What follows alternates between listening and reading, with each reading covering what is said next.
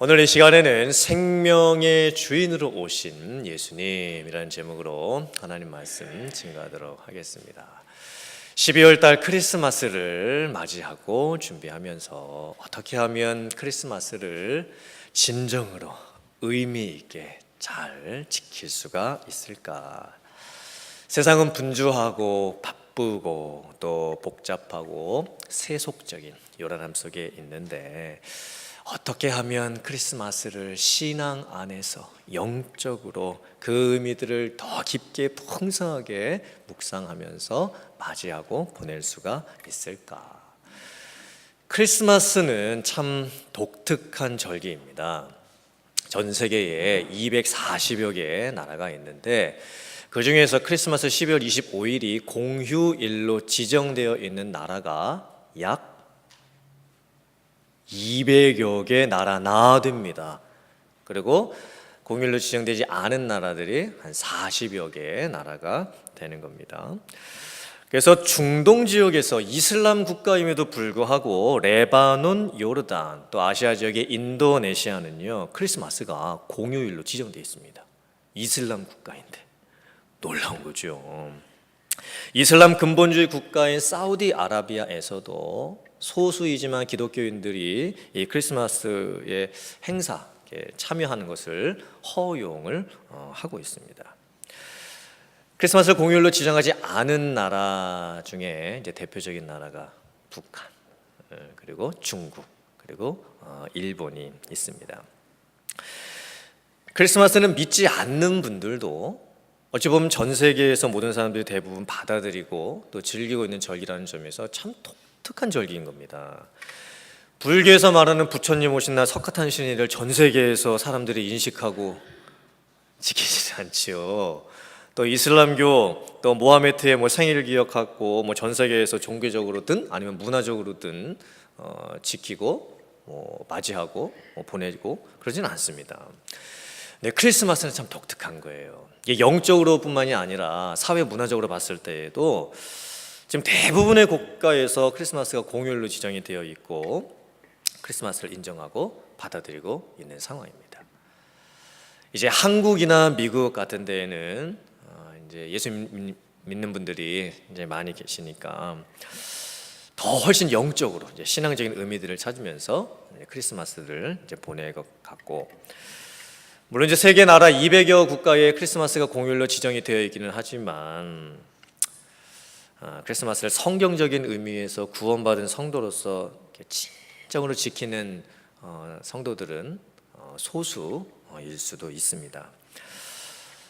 많은 나라에서 크리스마스가 또 지금은 어떤 예수님을 예배하는 날보다는 또 문화적인 휴일이라든지 또 세속적인 쇼핑이라든지 또 상업적인 어떤 대목처럼 그렇게 여겨지기도 있죠. 우리들은 예수님을 믿고 구원받은 성도로서 이 크리스마스를 어떻게 하면 잘 영적으로 또 신앙 안에서 맞이하고 보낼 수 있을까? 크리스마스는 예수님을 오심을 예배하는 중요한 날입니다. 크리스마스 그 이름 자체에 어떤 영적인 중요한 의미가 담겨 있습니다. 크리스마스를 영어로 뭐라 그러죠? 알파벳으로 하면 CHRIST, 그다음에 MAS입니다. 앞에 CHRIST는 그리스도고, 그다음에 뒤에는 MAS는 뭘까요? 마스. 이거는 미사. 천주교에서는 예배를 미사를 드린다 그러잖아요. 그래서 이 마스는 미사라고 하는 예배라는 뜻을 가지고 있습니다. 그러니까 크리스마스가 그러면 합치면 무슨 뜻입니까? 그리스도께 예배, 그런 뜻을 가지고 있는 거예요. 왜 우리들이 메리 크리스마스 이렇게 할까요? 앞에 메리절을 왜 붙일까요? 예수 그리스도가 세상에 오셔서 우리의 죄를 위해서 죽으시고 우리를 구원하신 것이 너무나 큰 기쁨의 복된 소식이기 때문에 예수님으로 인해서 기뻐하고 우리가 즐거워하는 것입니다. 그래서 메리 크리스마스라고 하는 것입니다. 이제 저희들이 12월 이 크리스마스를 잘 준비하면서 지난 주일부터 이제 예수님의 오심, 표적에 대해서 이제 말씀을 나누고 있는데, 과연 예수님께서 이 세상에 오신 목적이 무엇일까? 예수님은 정말 누구실까? 내가 어떻게 예수님을 예배하며 이 크리스마스를 맞이할 수 있을까? 오늘도 생명의 주인으로 오신 예수님을 함께 묵상하면서 말씀의 은혜를 나누도록 하겠습니다. 오늘 성경 말씀을 보면 갈릴리 카운티 가버나움 시티에 왕의 신하가 한 명 살고 있었습니다. 왕의 신하였으니까 왕궁에서 일하는 사람이었겠죠. 아마도 국가 고위 공무원이었을 겁니다. 높은 지위를 가지고 있었고 또 권력도 가지고 있었을 수 있고 또 재물도 가지고 있었겠고, 아마 왕의 신하는 남부럽지 않게 세상에서 살고 있었겠지요. 중상류층으로 아무 걱정 없이 세상을 즐기면서 살고 있었을 겁니다. 그런데 어느 날 왕의 신하에게 큰 문제가 닥치게 됩니다. 아들이 있었는데 그 아들이 거의 죽을 지경이 되었던 거예요. 성경 말씀을 보면 그 아들을 톤 휘온 더 선이라고 이렇게 해놨습니다. 아마 외아들일 확률이 높습니다. 하나밖에 없는 그 아들일 확률이 높은 거예요. 언제부터 어떻게 아팠는지는 모르겠지만 아무튼 열병입니다. 열병. 열이 내리지 않으면 언제 급하게 죽을지도 모르는 그런 병이 지금 걸려 있는 상황인 거예요. 생명이 위독한 상황입니다. 아마 아버지로서 이 아들이 아픈 걸 보면서 이 아들을 어떻게든 살려내려고 백방으로 아마 수소문을 했을 겁니다. 병원에도 가보고 또 의사도 불러보고 또 약도 다 먹여봤을 겁니다. 그런데 점점 그 아들의 병이 악화가 되기 시작을 합니다. 그리고 생사를 지금 오가는 위급한 상황이 되어버렸습니다. 사실 우리들이 인생을 살아가면서 여러 가지 힘들고 어려운 일들을 만나게 되는데, 그래도 그 힘든 일이 돈으로 해결할 수 있는 일이면 그래도 조금 희망은 있습니다.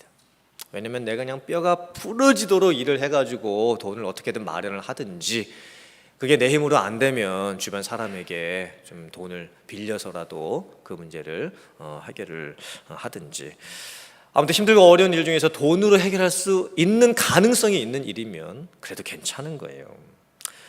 또 관계의 문제도 물론 사람을 용서하기가 참 어려운 겁니다. 받아들이기도 어렵고 나에게 상처 준 사람을 다 잊는 것도 솔직히 참 어려운 거고, 그리고 그 사람을 있는 그대로 품어주는 것도 참 쉽지가 않은 것이고, 그래도 관계의 문제는 결국 마음의 문제이기 때문에 만약에 내가 그 사람을 더 사랑해주고 그 사람도 나를 사랑해 줄 수 있는 기회가 생기고, 그리고 내가 먼저 좀 내려놓고 그분을 위해서 정말 내가 먼저 좀 다가가 주기로 마음을 먹으면 관계의 문제도 마음의 문제이기 때문에 그 문제도 해결할 수 있는 가능성이 그래도 조금은 있습니다. 그런데 건강의 문제는 안 되는 거예요. 누가 아프다라는 것은요, 내가 대신 아파 줄 수도 없습니다. 내가 대신 수술을 받아줄 수도 없습니다. 내가 아무리 사랑하는 가족이라고 해도 내가 대신 아파줄 수가 없는 거예요. 대신 죽어줄 수도 없는 겁니다. 왕의 신하가 당하고 있는 이 아들이 지금 거의 죽어가는 상황이 되는 이 상황은 지금 우리들의 인생 가운데 어쩌면 한 번씩은 꼭 경험을 앞으로 하게 될 이 죽음의 문제를 다루고 있는 거예요. 우리의 힘으로 해결할 수 없는 문제가 지금 닥쳐 있음을 지금 다루고 있는 상황입니다. 우리 중에서 생명을 좌지우지할 수 있는 사람은 아무도 없습니다. 이 왕의 신하가 딱 그런 상황입니다. 좋은 직장에 다니고 있었고 중상류층의 생활도 하고 있었고 무엇 하나 남부럽지 않게 살고는 있었지만 아픈 아들, 죽어가는 아들, 이 돈으로 해결 못하는 거예요. 의술로도 해결을 못하는 겁니다. 아버지로서의 그 관계로도 지금 대신 해결을 해줄 수도 없는 상황인 겁니다. 아무리 인간적인 노력으로 아들 살리기 위해서 백방으로 수소문하면서 노력을 했지만 아버지는 더 이상 해줄 수 있는 게 없어요. 더 이상 뭔가를 해줄 수 있는 상황이 아닌 겁니다. 아들 살려낼 방법을 찾을 수가 없는 거예요. 이게 의미하는 게 뭘까요? 지난 주에 살펴본 것처럼 인생 최고의 순간 결혼식에 포도주가 떨어진 것은요, 결핍을 경험하면서밖에 살 수가 없는 우리들의 인생을 보여주고 있습니다. 오늘 성경 말씀에 나오는 왕의 신하의 아들이 이제 막 죽을 상황에 놓여지게 되는 것은요, 이 몸이 아픈 거하고 이 죽음의 문제를 해결할 수가 없는 우리들의 궁극적인 이 한계, 이 절망의 상황을 말씀을 하고 있는 거예요. 그런데 왕의 신하에게 소문이 들립니다. 예수님이 얼마 전에 옆 동네인 가나시티에서 결혼식에서 물로 포도주를 만드셨다라는 기적을 일으키셨다는 소문을 듣습니다. 또 예수님께서 유대 땅에 내려가셔가지고 예루살렘에 가셔가지고 거기 종교 중심지지 않습니까?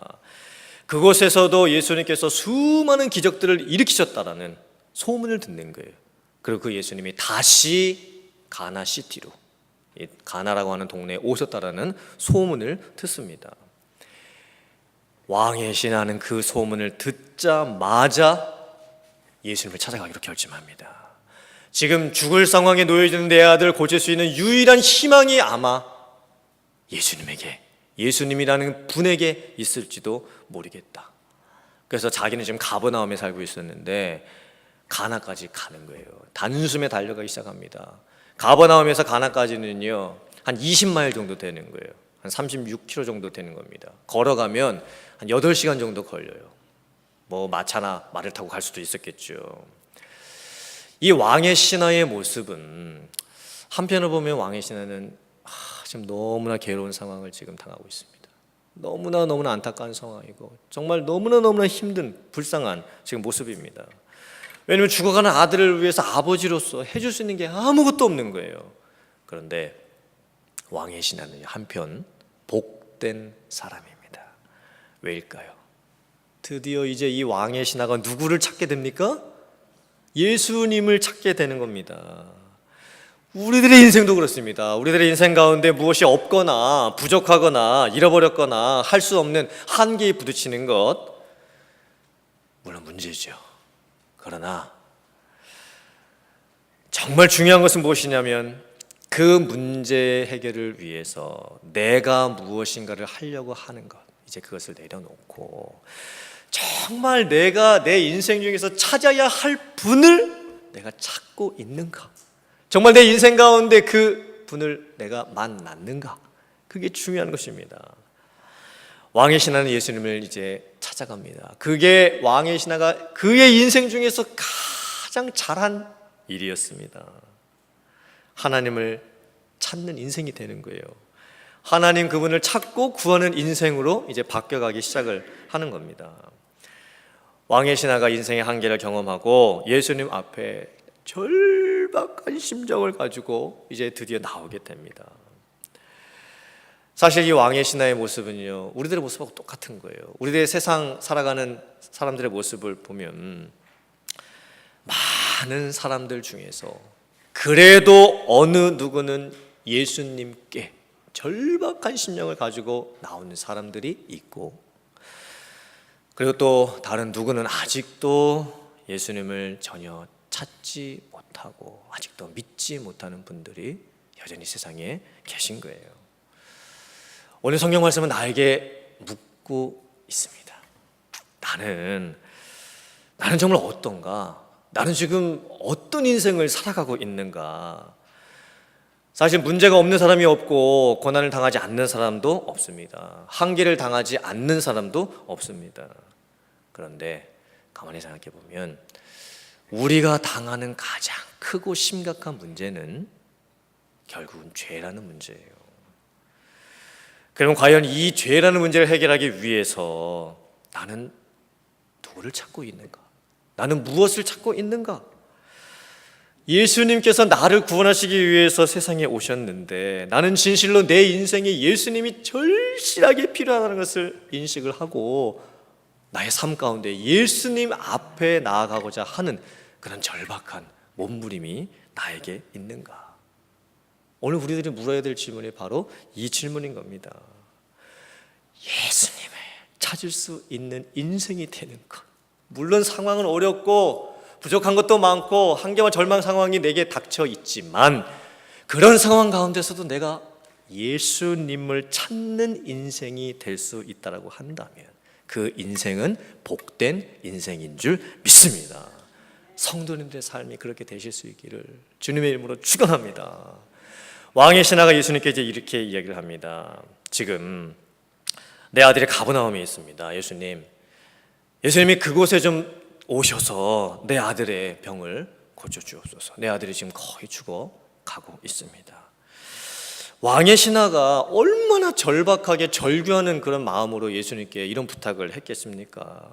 아버지의 피 끓는 그런 부정을 가지고서 예수님께 절절한 호소를 지금 하고 있는 상황인 거예요. 이제 남은 희망은 이 예수라고 하는 이분에게밖에 없다. 소문을 통해서 들었던 그 예수님이 혹시 내 아들을 고치실 수 있을까라는 그 하나의 끈을 잡고 예수님께 부탁을 했어요. 애타고 간절한 눈물의 호소를 한 거예요. 그런데 이런 아버지의 호소를 부탁을 받은 예수님의 반응이 너무 뜻밖입니다. 너무 좀 이상한 말씀을 하십니다. 요한복음 4장 48절의 말씀입니다. 예수께서 이르시되 너희는 표적과 기사를 보지 못하면 도무지 믿지 아니하리라. 예수께서 왕의 신하를 보시고 그 아버지를 보시고 너라고 하지 아니하시고 너희라고 하십니다. 즉 이 아버지를요 수많은 군중 중에 있는 한 사람으로 평가절하하시면서 취급을 해버리시는 거예요. 그리고 예수님께서 속의도로 이렇게 왕의 신하에게 말씀을 하시는 겁니다. 너는 지금 내가 행하고 있었던 그 기적만을 바라보면서 찾아오는 수많은 군중 중에 한 사람밖에 되지 않는다. 너는 고통스러워하면서 나에게 왔다 하지만 너는 저 무리들 중에 그냥 한 사람밖에 되지가 않는다. 정말 네가 나를 왜 찾아왔느냐? 네가 소문을 듣고 표적과 기사를 행하고 있다라는 그 말을 듣고 그 소문 속에서 무엇인가를 얻고 싶은 그 마음 때문에 네가 지금 나에게 왔을 뿐이다. 너는 내가 누군지는 아직 모르고 있고 단지 내가 행하고 있었던 기적만을 바라보면서 나에게 왔을 뿐이다. 어쩌면 예수님은 지금 너무나 매몰차게 이 아버지를 대하고 계십니다. 왜 예수님께서 이렇게 하셨을까? 죽어가는 아들 살리기 위해서 찾아온 이 아버지에게 왜 이런 태도와 반응을 예수님이 보이시는 걸까? 근데 사실 예수님께서는요 이 왕의 신하에게 이 아버지에게 더 큰 거를 주려고 하시는 거예요. 지금 예수님께서는 그 아버지로 하여금 그 내면의 모습을 보게 하십니다. 예수님을 찾아온 이유가 단지 당하고 있는 고통을 해결받기 위한 그런 마음으로 찾아온 것, 남들이 겪었던 그 기적을 나도 한번 겪어볼 수 있지 않을까라고 하는 그 기대감 때문에 예수님을 찾아온 것.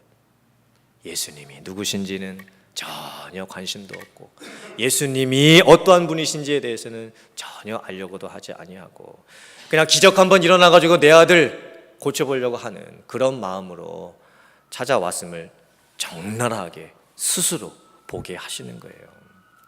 내면을 보게 하시는 겁니다. 그때 보통 사람 같았으면 아마 기분 나빠서 흑 하고 돌아갔을 거예요. 근데 이 왕의 신하가 어떻게 합니까? 그걸 받아들여요. 그걸 받아들이고 예수님의 질책과 책망을 다 받아들입니다. 그리고 솔직하게 예수님께 다시 고백을 하는 거예요. 네, 맞습니다. 저는 그런 마음으로 예수님을 찾아왔습니다. 저도 그것을 인정합니다. 지금 저에게는 솔직히 예수님이 누구신지 저는 관심 없습니다. 저는 단지 그냥 제 아들이 기적같이 낫기를 원할 뿐입니다. 제 관심은 솔직히 그것뿐입니다. 근데 가만히 보면요, 이 왕의 신하의 모습이 우리들이 처음 교회를 나오게 될 때의 모습하고 너무 비슷합니다. 솔직히 우리들 중에서 누가 처음부터 예수님을 잘 알아가지고 예수님에 대한 완전한 믿음을 가지고서 교회에 처음 나온 분들이 누가 있겠습니까?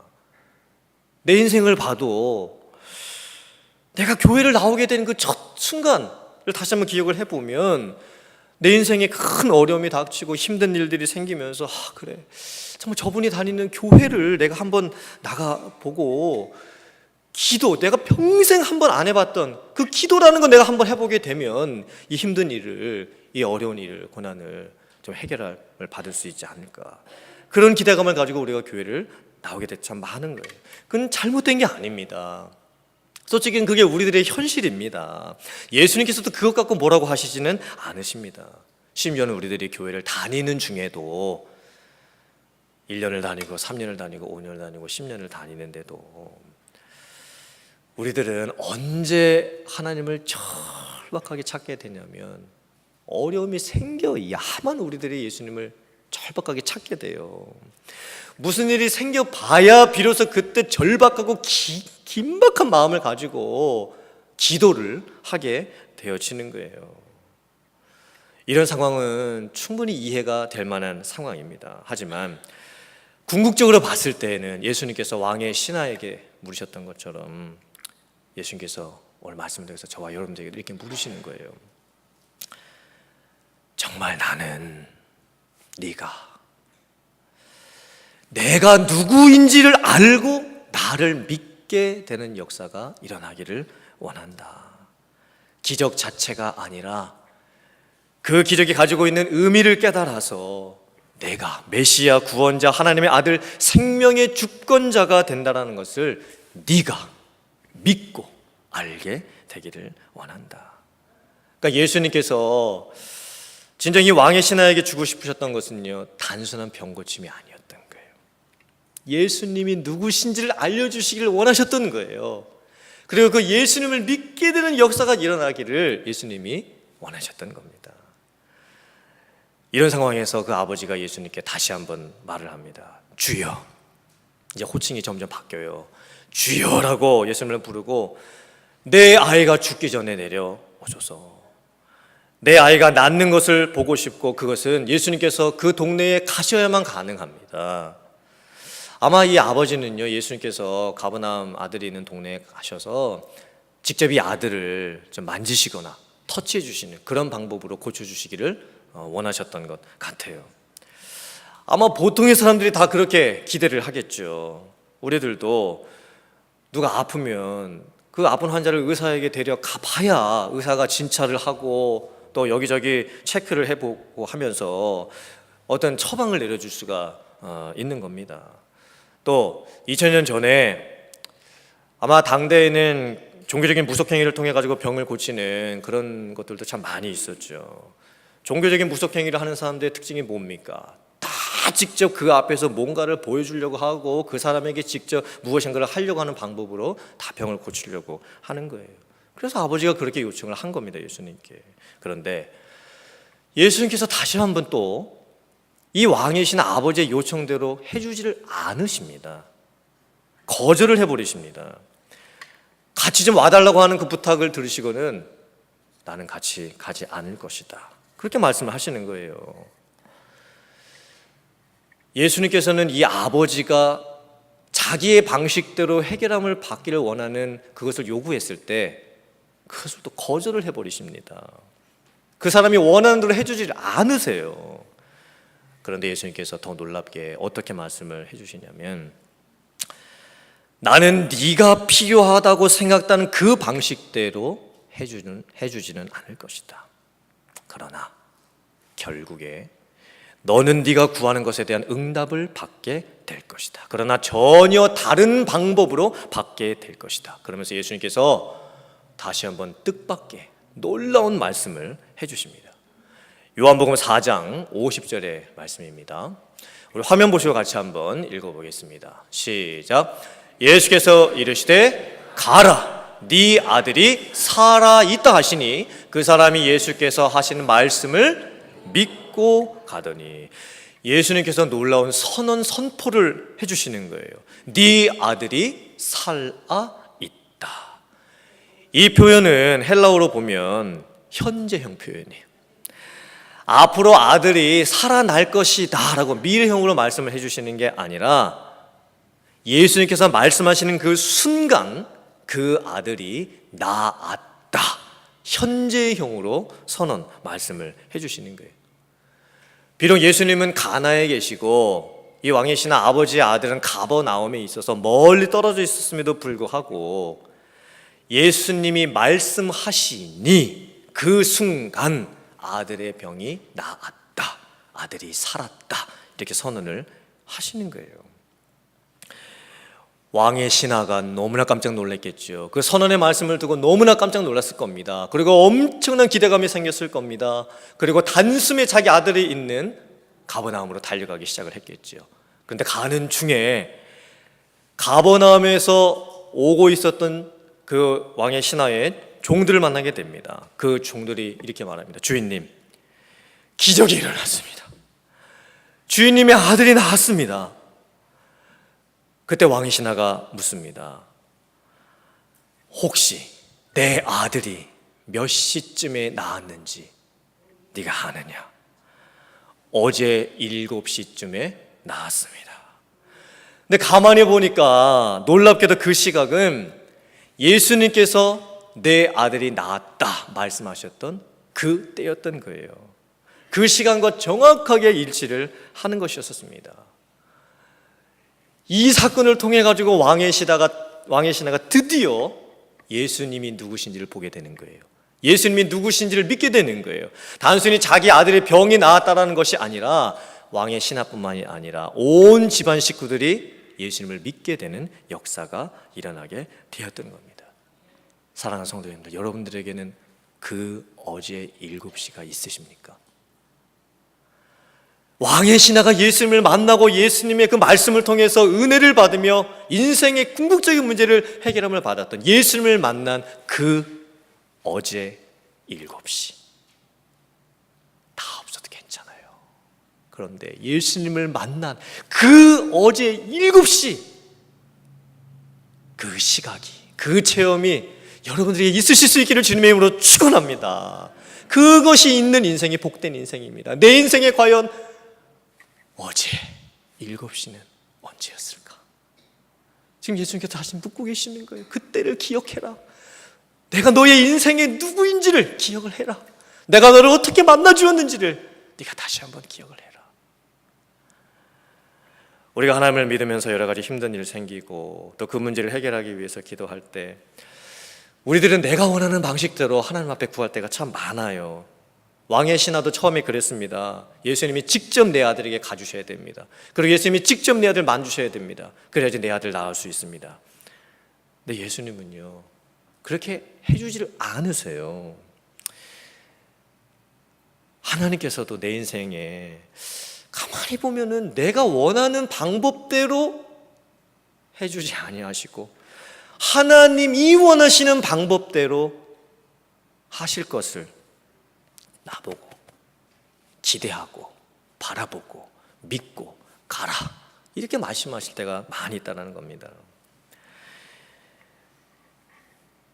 우리들은 내 방식을 고집하고 내가 기도한 대로 내가 원하는 대로 되지 아니하면 답답해하고 조바심 내고 걱정할 때가 참 많이 있습니다. 혹시 지금 여러분들께서 우리 성도님들 안에 여러분들이 정말 기도하고 계신데도 그 기도를 어쩌면 하나님께서 내가 원하시는 방법대로 들어주지 않으셔서 너무 힘들고 답답한 그런 힘겨움을 갖고 계신 성도님들이 계십니까? 그때 꼭 기억하시길 바랍니다. 하나님은 비록 내가 원하는 나의 방식 그대로 들으시며 역사하시지 않으실 때도 있지만 하나님은 지금도 여전히 하나님의 방식대로 일하고 계신 줄 믿습니다. 이게 우리의 신앙의 고백이 되어야 되는 거예요. 이사야서 55장 8절 9절의 말씀입니다. 이는 내 생각이 너희의 생각과 다르며 내 길은 너희의 길과 다름이니라. 여호와의 말씀이니라. 이는 하늘이 땅보다 높음같이 내 길은 너희의 길보다 높으며 내 생각은 너희의 생각보다 높음이니라. 아멘. 오늘 말씀을 보면 보통의 경우에는 예수님께서 많은 사람들 앞에서 눈으로 볼 수 있는 표적을 보여주셨어요. 그런데 왕의 신하에게는요, 눈으로 볼 수 있는 것은 아무것도 안 보여주세요. 그리고 왕의 신하가 요구하는 그대로 아무것도 응답해 주시지 않으십니다. 그런데 더 놀랍게도 예수님께서 원하시는 그 방법대로 이 왕의 신하에게 표적을 보여주시고, 어쩌면 멀리 떨어져 있는 그 아들이 예수님의 말씀 그 한마디로 낫는 그 표적을 보여주셨던 거예요. 그리고 왕의 신하가 깨닫는 거죠. 내가 원했던 내 방법, 내 방식대로 살았던 이 인생의 모습이 잘못된 거였구나. 예수님이 나에게 주시려고 하셨던 것은 내 아들 고쳐주신 것뿐만이 아니라 그 사건을 통해서 내가 예수님을 믿는 역사가 나타나기를 예수님이 원하셨던 것이었던 거구나. 그러면서 이 왕의 신하가 궁극적으로 그의 인생 가운데 예수님을 만나고 찾고 믿는 역사가 일어나게 되었던 겁니다. 사랑하는 성도님들, 예수님께서 이 세상에 오신 목적은 자기 생명을 내어주심으로 나의 생명을 구원하시기 위해서 오신 거예요. 이 예수님을 만나는 역사가 여러분들의 삶 가운데 있을 수 있기를 주님의 이름으로 축원합니다. 그리고 그 예수님을 고백하세요. 생명의 주인으로 고백하세요. 그리고 그 생명의 주인 되신 예수님께서 여러분의 인생의 모든 것을 지금 다 하시고 보시고 책임져 주실 줄 믿습니다. 내 안에 계신 생명의 주님을 바라보시고 내 방법을 뛰어넘어서 역사하시는 그 예수님 앞에 나아가 예수님이 행하시는 놀라운 그런 표적을 여러분들이 체험하실 수 있기를 주님의 이름으로 축원합니다. 아멘.